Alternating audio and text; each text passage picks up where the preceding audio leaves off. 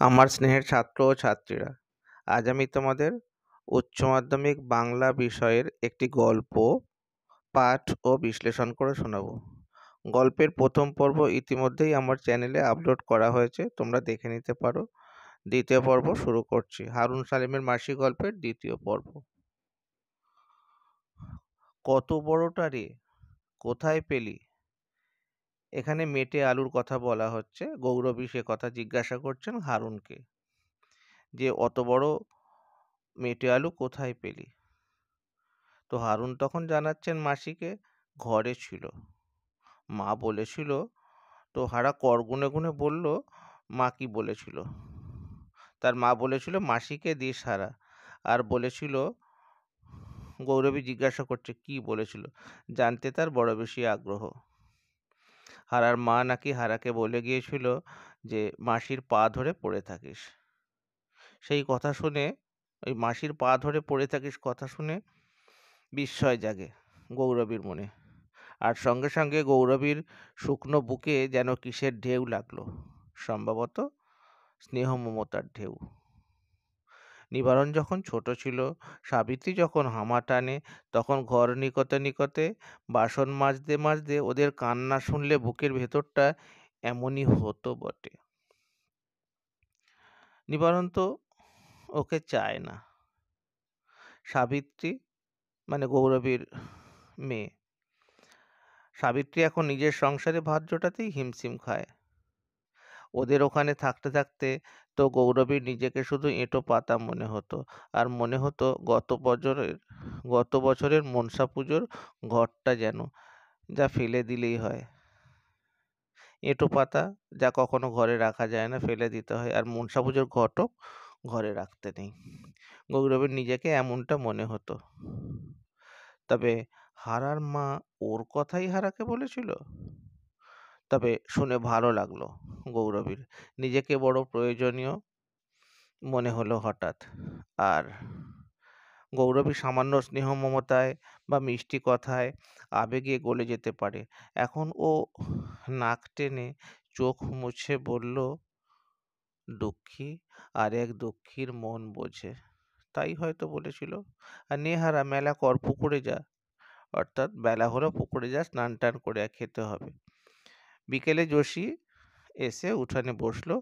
আর যাওয়ার সময়, অর্থাৎ সকালবেলা যখন ওরা শহরে যায় মাথায় মোট নিয়ে, যাওয়ার সময় ছুটে ছুটে যায় যোশী। মাথায় মোট থাকে তো, দাঁড়িয়ে কথা ওরা সকালে বলতে পারে না ব্যস্ততার জন্য।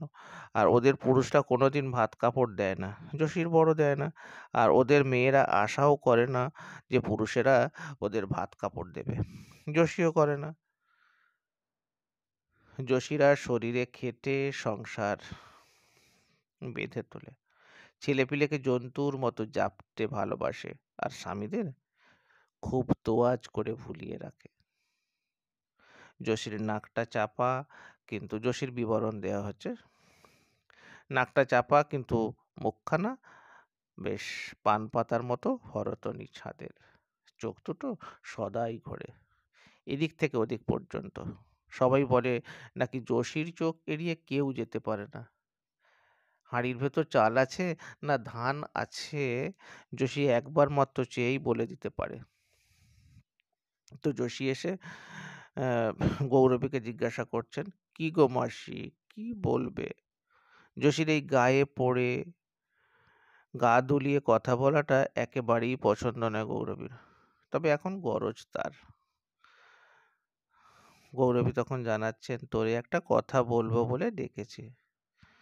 সঙ্গে সঙ্গে যোশী, বলো। হ্যাঁ, দাঁড়াও মাসি, ওকে হারা নয়? হ্যাঁ, গৌরবী বলছেন যে ওর কথাই তোকে বলবো। তো কি?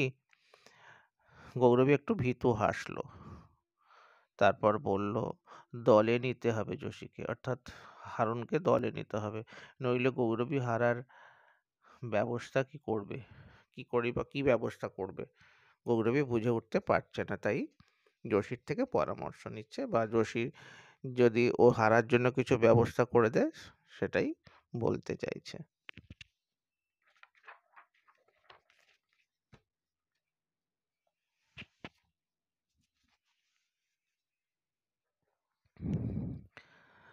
যোশী তখন জানায় ওর মা তো মরে গেল, ছেলেটা এখানেই ঘোরে যোশী। ও আচ্ছা, গৌরবী ওর মা তো মরে গেল, ছেলেটা এখানেই ঘোরে যোশী, দুটো ভাত খায় আর উঠানে ঘুমায়। আর সঙ্গে সঙ্গে যোশী প্রশ্ন করছে, ঘরে দৌড়ে উঠে বসে না তো? দেখো বাবা, ছুঁয়ানে পা একাক্কার করো না। এ কথার মধ্যে দিয়ে আমরা বুঝতে পারছি যে তখনকার কালে সমাজে সেই জাতপাত, ছোঁয়াছুঁয়ি, অস্পৃশ্যতার ব্যাপারটা তখনও কিন্তু সমাজে প্রকট মাত্রায় ছিল। তো গৌরবী বলছেন, না না, উঠানে থাকে আর ওরই শানকিতে খায়, আমি ওপর থেকে ভাত দিই। যোশী আরো জানতে চায় ওর কেউ নেই? গৌরবী সেই জন্যই জানতে চায় বা বলতে চায় যে হ্যাঁ, তাই তো, তোরে শুধাই যোশী, তুই তো যাস শহরে, ওর মতো ছেলেদের কি কোনো ব্যবস্থা আছে?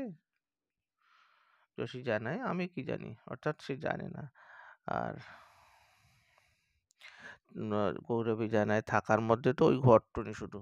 সে কথা শুনেও যোশী বলেন, ওহ, ঘর আবার ওর কি? ঘর তো তোমার ওই কুটুম, ওই মুকুন্দবাবুর কাছে বাঁধা। তাই নাকি? নয়তো কি? হা ভগবান, একটা কাজ করতে পারি। যোশী বলছে যে একটা কাজ করতে পারি। গৌরবী জানতে চায় কি কাজ?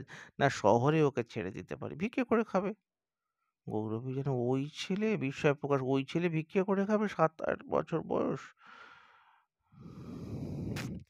তবে তোমারই কি আর আমারই কি? তোমার মাসি যত ভীমরতি, ভিক্ষে করে খাবে খাবে, না খাবে না খাবে, সে তো তোমার কি আর আমার কি? গৌরবী বিস্ময় প্রকাশ করে বলছে, যোশী, সে কথা সত্যি, তবে কি? যোশী জীবনে কখনো কারো কাছে দয়া পায়নি, আর এখনো পায় না। না টেনে একটু বসার জায়গা, না চাল বেচা কেনার লাভের পয়সা, সবকিছু ওকে আঁচড়ে কামড়ে আদায় করতে হয়। আর 7 বছর বয়স থেকে না খেটে একবেলা ভাত পেয়েছে মনে পড়ে না যোশীর। আর দয়া টয়া দেখালে ওর অঙ্গ জ্বলে যোশীর। তো গৌরবীর কথা শুনে ওর সর্বাঙ্গ জ্বলে গেল। যোশী বলল, তোমাদের দেশের রীত কানুন জানি না মাসি, তবে মুকুন্দবাবু জানলে জানলে পরে তোমায় কিন্তু খেদা করবে। খেদা করবে মানে তাড়া করবে, অর্থাৎ তোমাকে কিন্তু এ ঘরে আর থাকতে দেবে না, সবকিছু জানলে। খেদা করবে কি কথা রে? মুকুন্দ আমার কে হয় জানিস? সঙ্গে সঙ্গে যোশী জানায়, আপনজনা? আর তাই যে শাক গোগলি কুড়িয়ে বেড়াও আর একবেলা পোস্টা ভাত খাও, যে তোমার যদি আপনজন হতো তাহলে তোমার এত কষ্ট কেন? সেই কথা শুনে তো গৌরবী আরো কেঁদে ফেলল। যোশী বলল, দয়া দেখালে, দুগাল মুড়ি দিলে, তা বুঝি? তো তোমার নিজের পেট চলে না, তুমি যাও অন্যের ভালো করতে? তো আমি বলি শোনো, ওরে শহরে ছেড়ে দিয়ে আসি, বাঁচে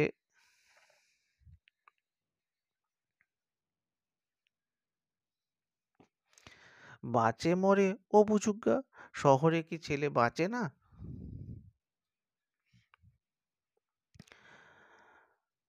বাজারে আমের আঁটি চষে, পচা কলাটা বেলটা খেয়ে ফুটপাতে ঘুমিয়ে অমন লাখোটা ছেলে বড় হচ্ছে না?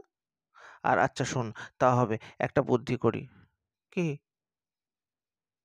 গৌরবী জানাচ্ছে, ধর নিবারণের কাছে যদি যাই, ছেলের কাছে, ছেলে নিবারণ। তো যোশী সব খবর রাখে। যোশী বলে, সে এখন বাড়িতে চাপা কল বসাচ্ছে, ইলেকট্রিকই নিচ্ছে, ইলেকট্রিক মানে ইলেকট্রিক বা বিদ্যুৎ। তোমার কথা কে শুনবে? তাহলে? তাহলে মানে তাহলে তো যোশী জানায়, মা বলে যদি ভাবতো, তাহলে কি আর তোমার এই অবস্থা হয়? তালে তালে করে আর হবেটা কি? নিজের কপালকে বলো, এটা তোমার কপালের দোষ। যোশী উঠে দাঁড়ালো। যোশী উঠে দাঁড়ালো আর বলে গেল, খাওয়া দাওয়া ছোঁয়া নেপা সৃষ্টি করো না মাসি, তোমার ভাগ্যতা করি।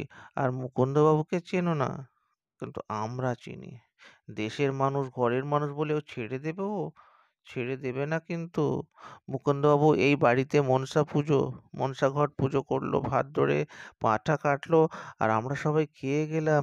তিনি শুনলে বেজার হবে গো, অর্থাৎ তিনি রাগ করবেন, সবকিছু জানলে তোমাকে এই ঘর থেকে তাড়িয়ে দেবে।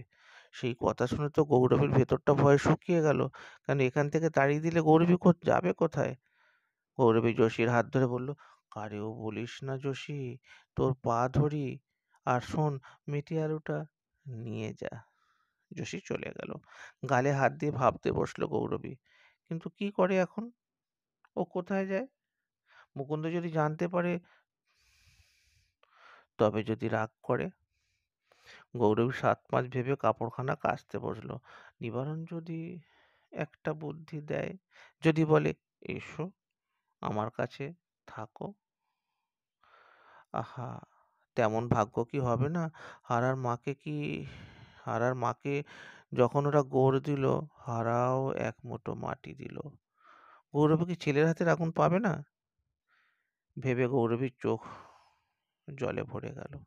নিবারণের বাড়ি দেখে গৌরবী আর চিনতে পারে না, অর্থাৎ ছেলে এখন পয়সা করেছে, বাড়ি একদম ঝকমকে বাড়ি বানিয়েছে, টিনের চাল, পাকা দেওয়াল, উঠোনে চাপা কল।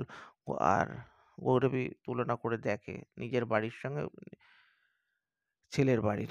গৌরবীর ঘরের এখানে ওখানে খড়ের নুটি গোঁজা, বক ফুল আর বাঁজা আম গাছটার পাতা পড়ে পড়ে উঠোন নোংরা হয়।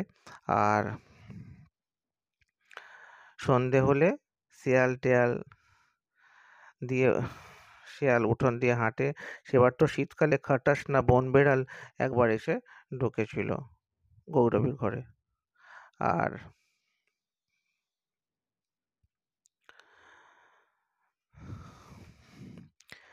এমন ঘর সংসার সাজালো নিবারণ, তা সে ঘরে মায়ের জায়গা হয় না। নিবারণের বউ বলল, দেখো, নজর দিও না মা, নজর দিও না, দুই প্রাণী খেটে খুঁটে এটুনি দাঁড় করিয়েছি। গৌরবী জানায়, না বাছা, লজর দিইনি।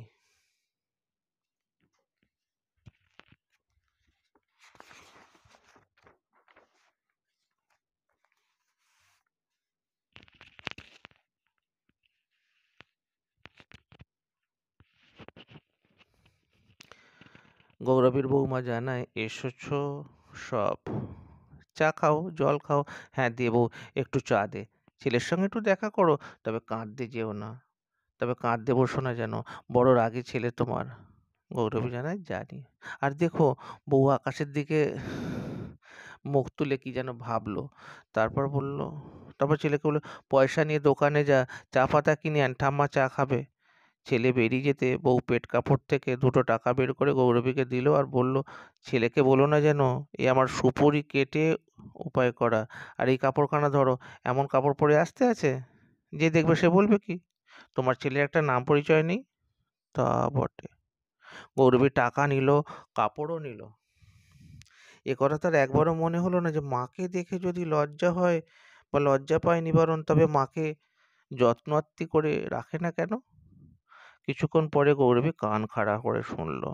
আশ্চর্যেরও আশ্চর্য, নিবারণের ঘরে রেডিও বাজছে। কোত্থেকে এলো ও বউ? না দোকান থেকে? কত দাম ও বউ, বল না। জানি না মা, তবে যা হোক 150 টাকা হবে। সেই 150 টাকা কথা শুনে তো গৌরবীর একদম অবাক হয়ে যাবার কথা, মাথা ঘুরে যাবার জো। 150! তো গৌরবীর মাথা ঘুরে গেল। 150 টাকা যদি গৌরবী হাতে পায়, তো তাহলে তার কপাল ফেরে। তো সঙ্গে সঙ্গে বৌমার থেকে টাকা চায়, আমাকে 100 টাকা দিবি ও বউ। কোত্থেকে? বৌমা জানে, কোত্থেকে যেন, গাছ থেকে পেড়ে এনে দেবো? না, তবে একটা গরু কিনি, ঘুঁটে গোবর দিয়ে দুধ বেচে আমরা দুই প্রাণী বেশ চালিয়ে নেব। দুই প্রাণী? দুই প্রাণী কে কে? না, ওই একটা গরিব ছেলে, বউ মাসি মাসি বলে। তা ওর মা বাপ নেই? কেউ নেই। কেউ নেই? কেউ নেই রে, বড় অভাগা।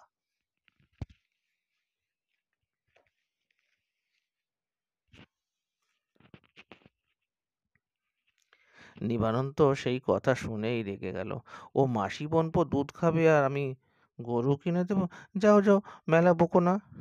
আর শোন নিবারণ, ছেলেটার কথা শোন। কি কথা? ছেলেটার মা। তো গৌরবী সব কিছু বলে গেল আগাগোড়া, কাঁদতে কাঁদতে নাক টেনে টেনে। সেই কথা শুনে তো নিবারণের মুখ অন্ধকার হয়ে গেল। নিবারণ বলল, তুমি নইলে এমন শত্রু আর কে হবে? গৌরবী যেন, আমি তোর শত্রুর? নয়তো কি? এ কথা প্রচার গেলে তোমার আমার প্রায়শ্চিত্ত করতে হবে না? কেন প্রায়শ্চিত্তের কেন? আমি কি তাকে ঘরে রাখছি না হাঁড়িতে খাওয়াচ্ছি? গরিবেরও গরিব হারাটা, আর তার একটা ব্যবস্থা যদি করিস তাই বলছি। এতে প্রায়শ্চিত্তের কথা আসে কোত্থেকে? ছোট লোকের সঙ্গে শাকপাতা চুরি করে তোমার এমন বুদ্ধি হয়েছে। প্রায়শ্চিত্ত করতে হবে, আমার মেয়েটার বিয়ে হবে না, এ কথা তুমি বোঝো? যাও, যাও, মেলা বকো না। না, তোর কাছে একটু আমায় আশ্রয় দে বাবা। ও, আমি জমিদার, তাই তোমায় আশ্রয় দেব? কি ভেবে নিবারণ যেন বলল, হ্যাঁ তবে হ্যাঁ, আমার সমাজে একটু নামডাক হয়েছে, আমার মা হয়ে তুমি অজপাড়া গাঁয়ে পড়ে থাকবে সেটাও ভালো দেখায় না বটে, তবে নিবারণ জানাচ্ছে, তবে ওই পাপ বিদেয় করো, তারপর ভেবে দেখবো। আর খবর দিও, খবর দিও, জানলে? ছেলেটা গৌরবী জানে ছেলের। হ্যাঁ, নিবারণ বলছে, বিদেয় করো। আর এখন আমাদের দেশে গায়ে যুদ্ধ হচ্ছে না, অজপাড়া গায়ে থাকো, তুমি কিছুই জানতে পারো না। কত লোক এসে এপারে উঠছে, তাদের মধ্যে ছোঁড়াকে ছেড়ে দাও না কেন? আর বলো তো সেখানে রেখে আসি কাল বা পরশু। গৌরবী জানতে চায় সেখানে কি হবে? না, ওকে গভর্নমেন্ট মানে সরকার খেতে দেবে, কাপড় দেবে। আমাদের দেশের কথা তোমার মনে পড়ে? আমি তো জ্ঞানে দেখিনি। গৌরবী জানায়, মনে পড়ে। বহুকালে চলে এলাম, দেশ ভাগ হয়ে গেল, তার পরে হলো রে। তো সেখানকার মানুষও তো আসছে কত, ওকে ওখানে ওকে ওরা খেতে দেবে? গৌরবী জানতে চায়, তোমরা কে কো-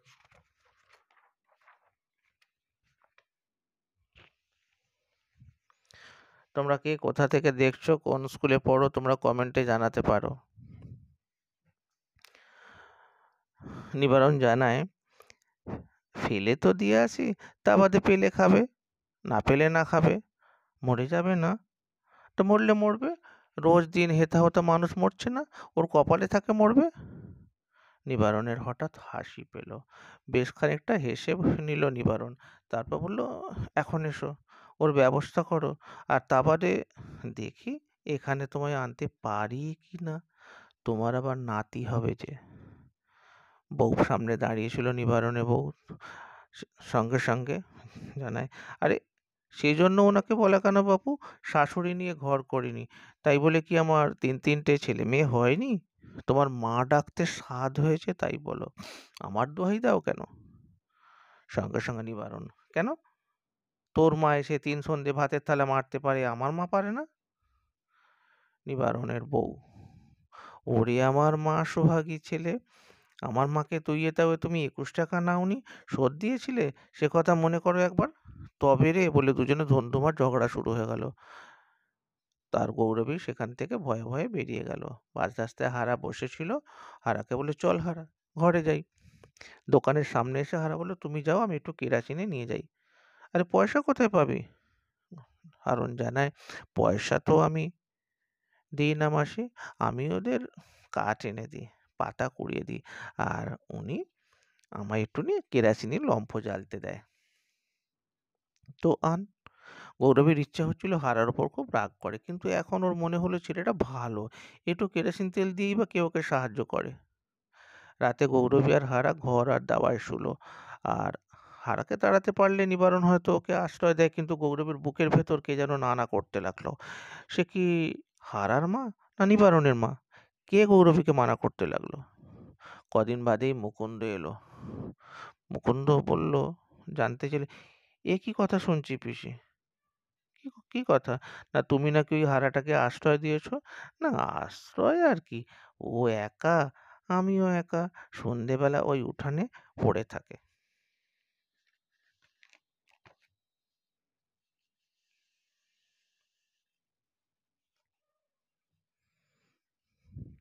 না পিসি, এ কথা ভালো নয়। এখন দেখো, যেখানে খুন জখম সেখানে জমির দাম নেই। আর আমার এই ভিটেটা পালবাবুদের দেব, ওরা পার্টি করে, আর খুঁটির জোর আছে, ওরা এখানে গুদম করবে। কিসের? না তাতে তোমার কি? এখন পালবাবুরা এ কথা শুনলে রাগ করবে, ওদের পুজো আচ্ছা আছে না। তবে কি হবে মুকুন্দ? আর না, নিবারণ তো তোমার ভালো কথাই বলেছে, ছেলেটাকে বিদেয় করো, নিজের ঘরে গিয়ে ওঠো, বউ তোমার মন্দ নয়। গৌরবী জানে, না বউ কেন মন্দ হবে, আমার ভাগ্য মন্দ বাবা। কপালটা খারাপ।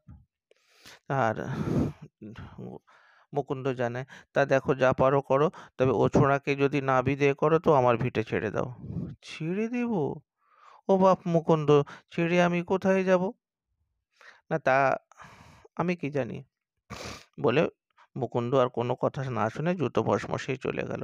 গৌরবী হারাকে দেখে পাগলের মতো তেড়ে গেল, বলতে লাগলো, মর মর, তোর জন্য আমার এত দুর্ভোগ, তোর জন্য আমাকে সবাই কুকুরতাড়া করে, মর তুই, যেখানে ইচ্ছে বিদায় হ। হারা ভয়ে পালিয়ে গেল। পালিয়ে গিয়ে হারা নিজেদের ঘরে গিয়ে বসে রইল। বসে বসে মায়ের জন্য কাঁদতে লাগলো। কেঁদে কেঁদে যখন হারা ঘুমোলো তখন বিকেল হয়ে গেছে। ঘুমের মধ্যে মা যেন তার কাছে আসা যাওয়া করতে লাগলো। আর যেন কে বলল, চোখ খুললেই হারা দেখবে মা রাঁধতে বসেছে। সব ঠিক আছে। হারা চোখ খুললো, দেখলো নিমনিমিয়ে অন্ধকার, কে যেন ওকে গায়ে হাত দিয়ে ঠেলছে আর ঠেলছে। মা নাকি? না, মা তো নেই, মা তো মরে গেছে। তবে কে? বুঝতে পারলো মাসি। মাসি গো বলে হারা ভয়ে কেঁদে উঠল। ওঠ হারা, আমি মাসি। ওঠ হারা, আমি মাসি। মাসি? হ্যাঁ। গৌরবী তখন বলছেন, হ্যাঁ, চল আমরা চলে যাব। কোথা? না, শহরে। শহরে।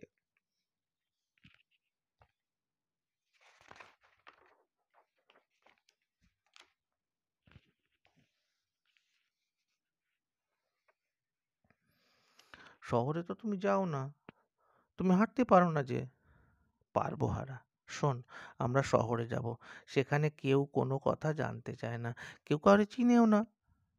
সেটা আমরা কোথায় থাকবো মাসি? ফুটপাতে। কি খাবো? না ভিক্ষে করে খাবো। কেউ তোর পরিচয় জানতে পাবে না, জানবেও না, আমার পরিচয় জানবে না। ভিক্ষে করব? হ্যাঁ রে, পথে পথে ভিক্ষে করব, আর পথে বসে রাঁধবো, আর ফুটপাতে শোবো। আর কাপড় নেতা গেরি মাটিতে রং করলে ময়লা হয় না? সে হতেই পারে। যোশীর কাছে আমি সব জেনে নিয়েছি। হারা তখন জানে, চলো। গৌরবী আর হারা অন্ধকারে গ্রাম ছেড়ে পালিয়ে গেল। শহরে গৌরবী আর হারার সমাজ অনেক বড়, সমুদ্রের মতো। সেখানে একবার মিশে যেতে পারলে আর কোনো ভয় থাকে না। গল্প এখানেই শেষ। ভিডিওটা শেষ পর্যন্ত দেখার জন্য তোমাদের অসংখ্য ধন্যবাদ। তোমরা কে কোথা থেকে দেখছো তোমরা অবশ্যই কমেন্টে জানিও, আর ভালো লাগলে বন্ধুদের মধ্যে শেয়ার করে দিও। তোমরা কোন বিষয়ের ভিডিও চাও কমেন্টে জানিও। কোন পাঠ্যাংশের ভিডিও তোমরা চাও পাঠ্যাংশ কমেন্টে জানিও। নমস্কার।